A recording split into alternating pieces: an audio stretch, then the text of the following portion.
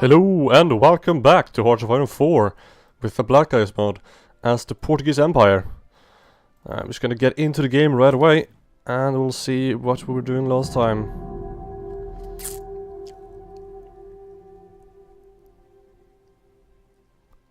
Loading. There we go. Okay. Okay, so I just have to prepare for an invasion. I know that much from last time. And I probably have to help the Italians to try to take the Suez Canal, because then we can really cut off and ruin the British. I know from the last time the Soviets and the Allies made an alliance, or not alliance, they made a peace, because there was war. So now we don't have the help from the Soviet Union anymore, and we can actually end up in a war against them. I'm not sure if they broke the Non-Aggression Pact? Yes, they have. So the Non-Aggression Pact is broken. Do they have a claim against each other? No, they don't. Okay. So that's the only good part, because I don't know if we should open up another front against the Soviet Union. Maybe we should, because I mean we have the troops for it. We have so many troops.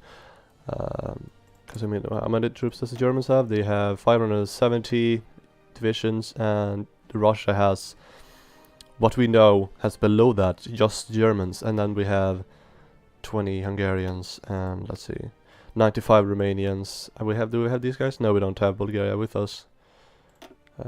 Was I boosting anyone? I don't think I was I? No, I wasn't. Okay. But what I was doing, I was just trying to prepare my army, because my army is horrible right now. Well, the army isn't horrible. It's just that I don't have the manpower to do anything. Because well, I have a lot of stuff, but other than that, I can't do anything. I used to have a bunch of guns. Okay, are we doing in here? Oh yeah, we're losing a lot of convoy as well.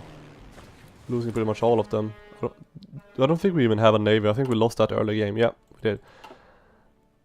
I used to look through everything, see what we were doing. Okay, but let's see.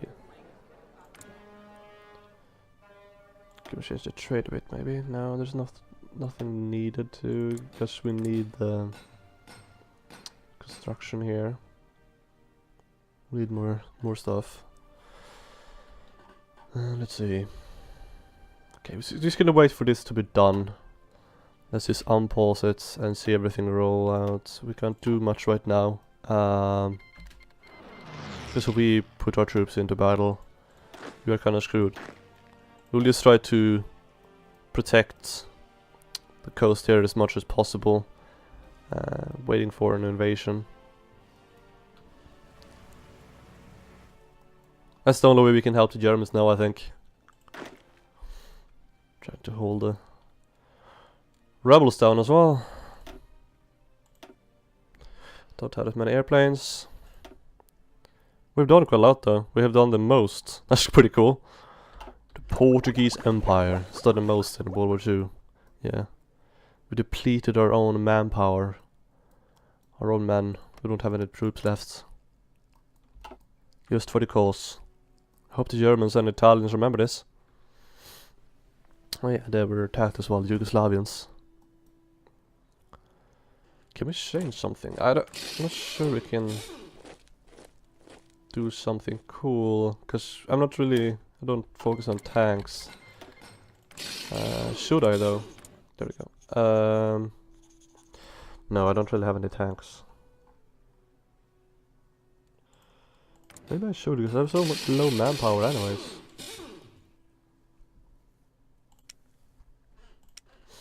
Let's see. Nice, yeah. Tank Mark 6. Not 6, the Tank Mark 8, yeah. A bit upgraded from Bullborn. But in this mod there's so much to focus on, so you can't really just do like you do in a normal game. You just pick everything, because that's kind of how normal game works. I don't. They should really fix the research in the normal game, because it's so dumb. I played a campaign as communist China. I wanted to prove to myself that the game is broken, and what I did was I only picked normal guns, nothing else, no support, nothing, and I beat Japan, and then after I beat Japan, I was like continuing trying to take over the Chinese lands, and then I just had bunch of troops, and I attacked the Soviet Union. I kicked the Soviet Union's ass. I reached Muscovy before the Germans reached it, and they declared war like a month before me. They had reached like over here or something. And when I reached the Germans around this line, I started pushing through them as well, because I had a lot of troops. It didn't matter. I had a lot of troops, so I didn't need anything else. They just had shitty basic guns, and I used to destroyed all of the Axis. Then I declared war on the Allies as well, and just kicked their ass and took over all of Europe. And after that, I actually started building normal fighters, because to be able to beat the guys in the islands. So what I did, I just put like 10,000 fighters in here, and then just invaded Japan, took over that. Did the same with the UK, took over all of Africa. It's so dumb. Like, you shouldn't be able to do that. Even China, yeah, I know they have a lot of manpower and stuff, but it doesn't matter. I shouldn't be able to just throw people like that at the enemy. Because, yeah, people say that the Soviet Union did that, but they had their things as well. I mean, even in the beginning of World War One, the Russians had better tanks than the Germans. Well, for killing other tanks. The Germans had designed their tanks to fight infantry, so they had machine guns and stuff, and they didn't really focus on heavy armor either. But the Russians did. They were so far ahead on tanks, ahead of anybody else, because they really liked the tanks when they came in World War One, so they focused on that a lot, and they had I think we even have the tanks here I can show. Let's see. Yeah, the T-26, for example, was superior, and the BT-7 as well. It destroyed every German tank that the Germans could throw at them. And then the Germans developed the tanks. That was the first one that can actually compete one-on-one against the Russian tanks, and that was the Panzer IV. Which helped them a lot in their advance in the Operation Barbarossa. So yeah, what I was saying is, you should be able to focus on tanks and still win. Because in the game right now, if you focus infantry, you can destroy everything. Go infantry and go, let's see, where is it? It's the Lang Doctrine, superior firepower. Go infantry and artillery, and I bet you can destroy like every single nation. It's so powerful. It's stupid powerful. That is why I went for it as the Portuguese, because I knew they had low manpower and they didn't have much production, so I couldn't do like the other guys could and go for tanks and stuff. So I went for that thing, and it worked really well, as you can see. But yeah, they should really fix that. Are they expanding for me? That's kind of cool. Thanks. I don't know if I should. The Germans won't focus on protecting these borders, and if the Allies actually succeed in landing, we're kind of screwed. Especially if the Americans actually join. Maybe I should. I have so little political power, but goddammit, my mouse is still broken. I know. I said that I need to fix it, but I just haven't done it. I've been busy. Okay, but there's nothing much here that I want to focus on except this one and this one to get a better army. Actually, this one Doesn't give me anything cool anymore. Nothing that I need at all, really. So this one is the only one I want. Let's see. Probably gonna go armor defense. Sure, this one is kind of good, but this one is pretty horrible. Sure, it's like division training time less, but the war is on. The training time is on the field.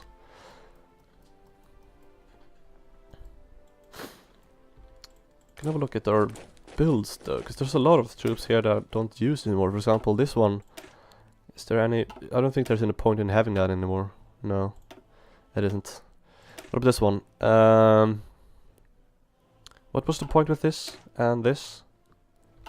Why are they different? That one has a field hospital and it has a... I wish you could you do like this? No. But I can do this though. It is the same thing. They have the exactly same thing. Yeah, they have a recon, engineer and stuff. The only difference is... this one has put the infantry here instead of here. No, wait, it's light infantry, isn't it? Yeah, god damn it, I'm stupid. I forgot about that. Okay. That's the difference. I don't even know if I was the one who made those. Probably was, and I forgot about it. But militia, okay. And garrison at the end there.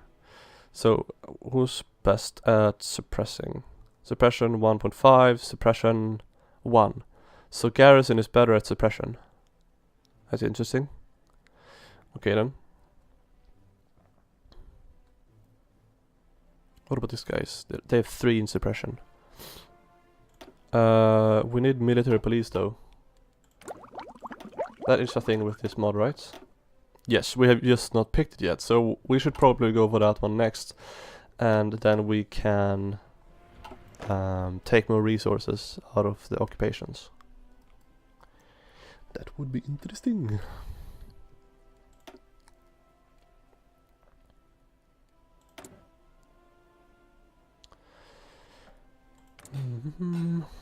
Just wait for this. I'm just gonna speed up. We can watch these things, these battles, because right now it won't be too interesting looking at what I'm doing. I can do that meanwhile, so you have stuff to look at. Oh, let's see. Production efficiency retention. No wait, this one.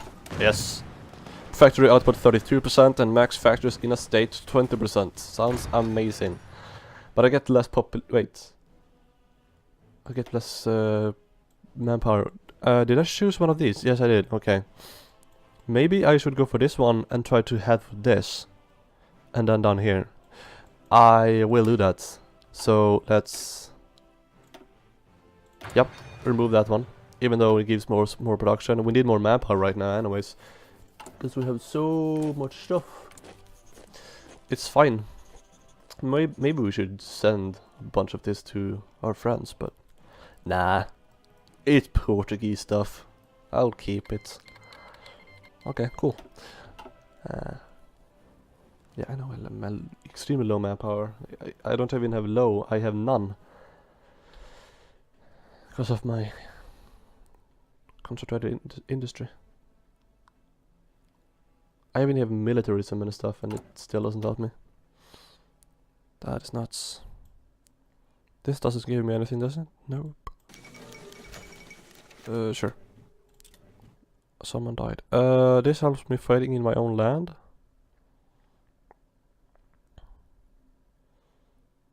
I already joined it. What's this? Oh. Oh, that's cool. So if you're together in a same faction as the Americans, you get another research slot as the Portuguese. That could have been helpful. Should we do this one though? Annex Brazil.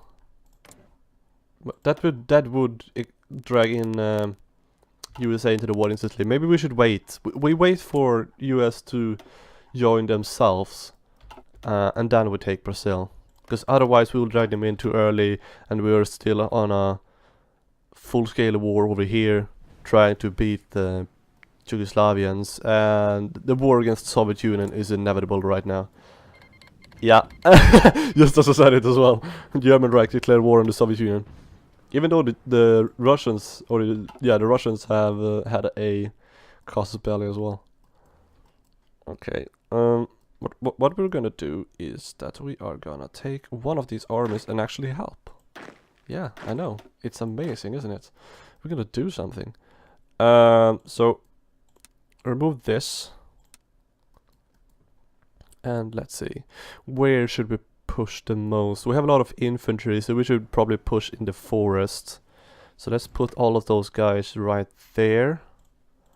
And tell them to go over here. Nope. Like that. And go. Hurry.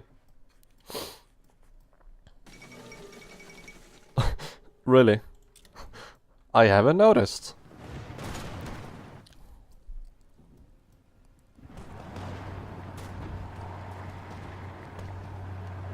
Jesus. Burma has capitulated. Yeah, Japan, even though they're not in our faction. It's good that they're kicking the allies' ass. What is? Oh, this is Burma. Okay, you're still there. Interesting. I like how the Philippines are like the same green as the United States as well. What's this? You against the Soviet Union? Yeah, that's what I'm coming. That's why I'm coming here. I'm over here right now. Is everyone here? Almost. We will start the plan when everyone is here. We will lower the speed a bit. Let's put it at 3. Just wait for everybody to get here. Let's lower the front line like that.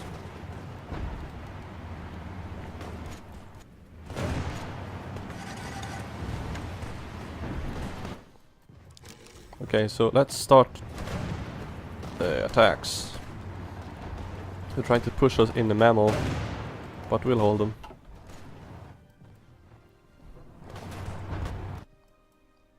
I know we don't have manpower, but how much do we have? We have extensive conscription. We probably have to go service by requirement.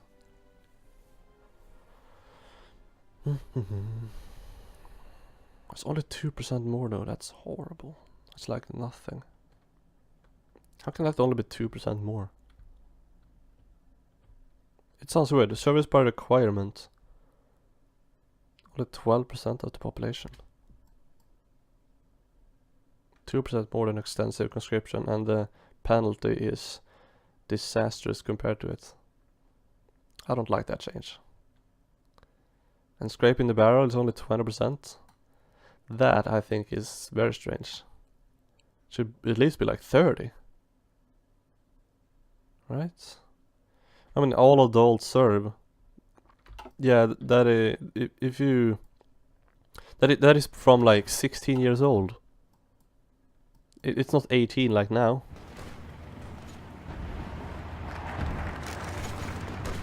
Aviation called school. Actually, let's fortify the Azores. Why not? I don't have any guys on here, do I? No, but I will tell them to go here though. Garrison area, go to that place as well. So if you can, just go there. You can go. That was 26. Oh my god. I did not know that was 26 people. Okay.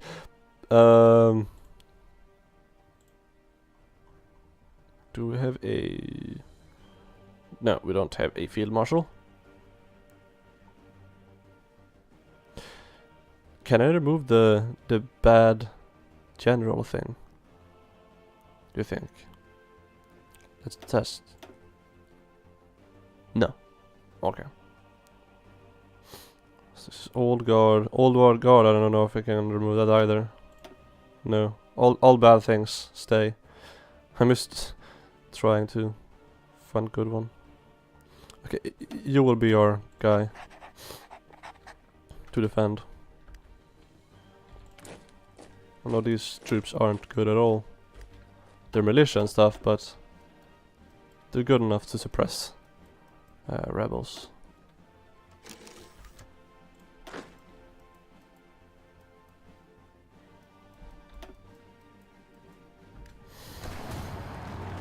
Let's see, how are you guys doing over here? We're getting through together with the Germans. That's good.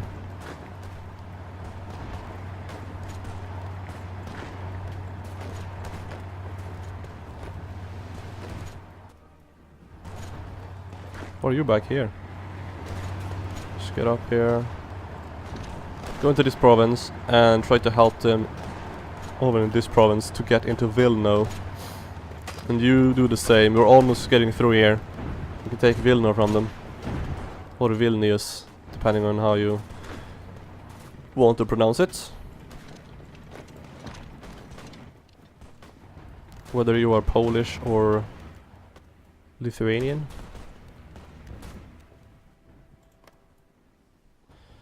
Lithuania and Latvia and Estonia. Yay.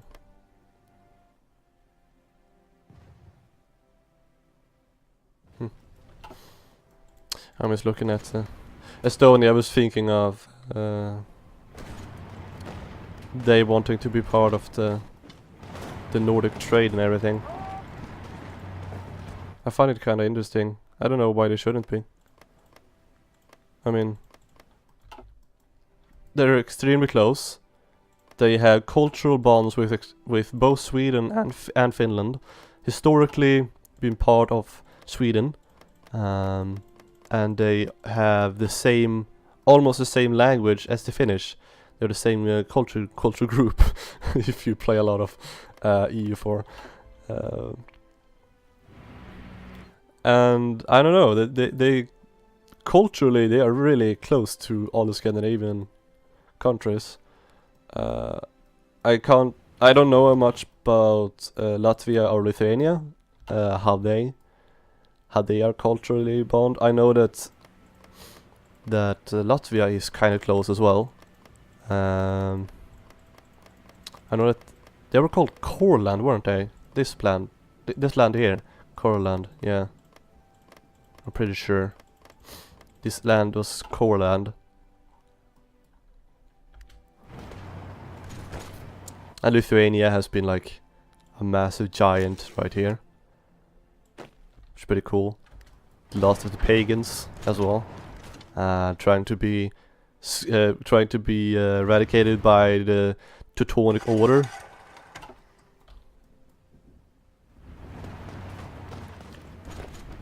Finally, they succumbed to the Christian faith, but they still existed and expanded. That's pretty cool. I really like history. I think that history brings people together more than tear people apart. Because if you look into it, you notice that we're extremely alike. Like, we have bonds somewhere together. For example, the Novgorod Republic had really close ties with the Scandinavians, because they had all the, like, the guys who controlled the place, or the ones who took over it, they were old Vikings. So they were the oligarchy who controlled. So they had like a cultural tie through that, and they were also very close to each other.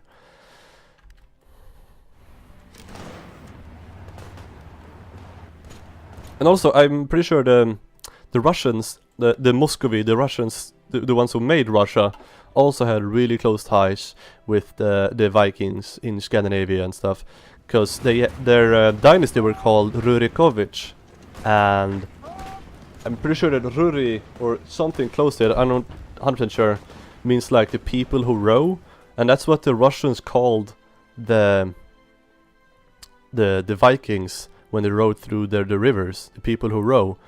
And they established a kingdom in Kiev, the Kievan Rus. And later on, they expanded quite a lot and changed the capital later on to Muscovy. But they got destroyed by the Golden Horde, and then they came up again, and then they still had the Rurikovich rule, and they were the ones who like united most of this part of Russia. I don't know about later history with Catherine and what is it called? Ivan the Terrible, that's his name. I don't know about their history, but I know a little bit about the early ones. We push back a lot, probably because we have so little manpower.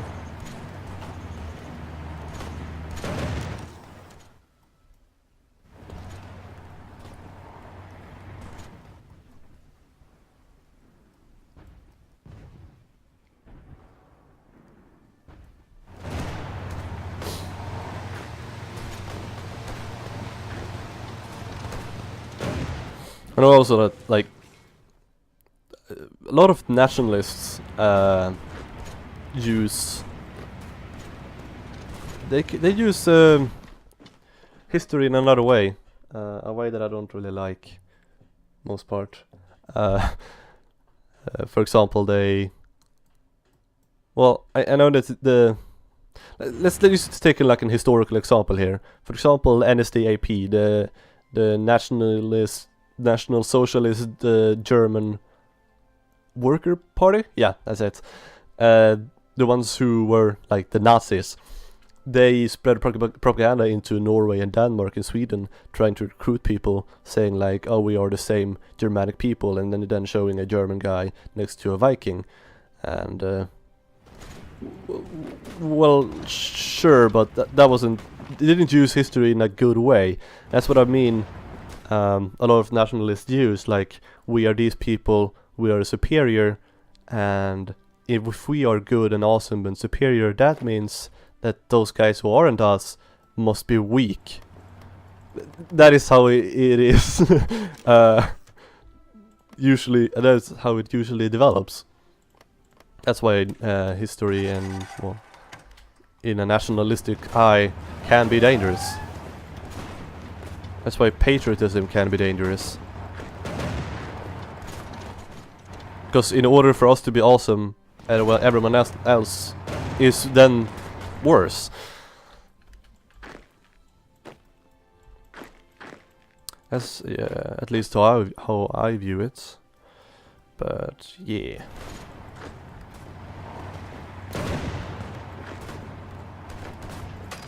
Maybe see it another way.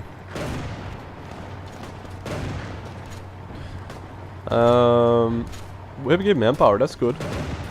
That's really good. But I think I have to end the episode right here. It was an interesting talk this time. Yeah, and if you like it, then you should really give it a like. It helps me out so much. And subscribe if you want to see more. That also helps me out a lot, because I don't only play hoi4 games, or hoi4 games, Paradox games. I play other games. I play games that I like, and I've been playing some Bastion, if you know what that game is. It's the action role-playing game. I'm pretty sure that's the genre. And yeah, Endless Legend, Stellaris. Stellaris is a Paradox game, I know, but it isn't historical.